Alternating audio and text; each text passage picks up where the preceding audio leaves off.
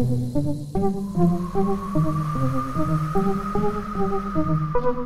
y a toujours eu des clowns, depuis toujours. Même s'ils avaient un autre nom, même s'ils n'avaient pas de nez rouge, mais il y a très très longtemps, ils existaient déjà. Il faut se dire que c'est le grand jeu de la vérité, c'est-à-dire que le grand jeu de la sincérité.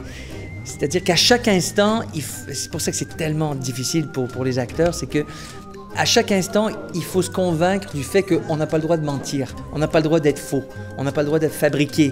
Il faut qu'on soit continuellement dans une vérité, dans une sincérité, même quand on est dans les moments de grand dénuement, des moments où on ne sait plus, des moments où on est coincé, d'arriver à se convaincre que tout joue, que tout ce qui nous arrive pour vrai de vrai, à chaque instant, le beau comme le moins beau, c'est ce que je dois dévoiler, moi, l'acteur. C'est ce dont je dois rendre compte au public.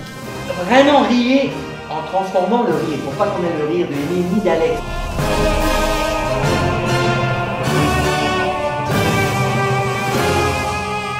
C'est vraiment une belle rencontre. Ça m'a vraiment été dans le travail, mais il y a vraiment une méthode. Et puis il utilise le César, qui est son personnage, pour nous diriger. Donc il y a comme quelque chose de dictateur dans César qui fait en sorte que nous, on est à ses pieds, mais en même temps on a le droit de contester, on est dans notre personnage. Donc il y a comme quelque chose entre les deux, une limite, mais il est très précis dans ses demandes, très allumé. Il fait vraiment comprendre l'essence de ce que c'est un clown.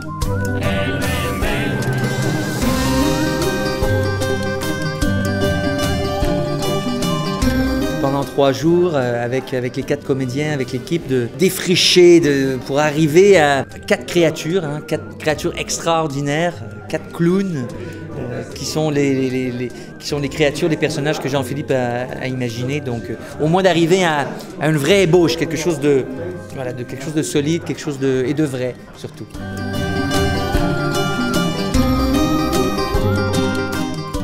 Vous avez compris ou pas?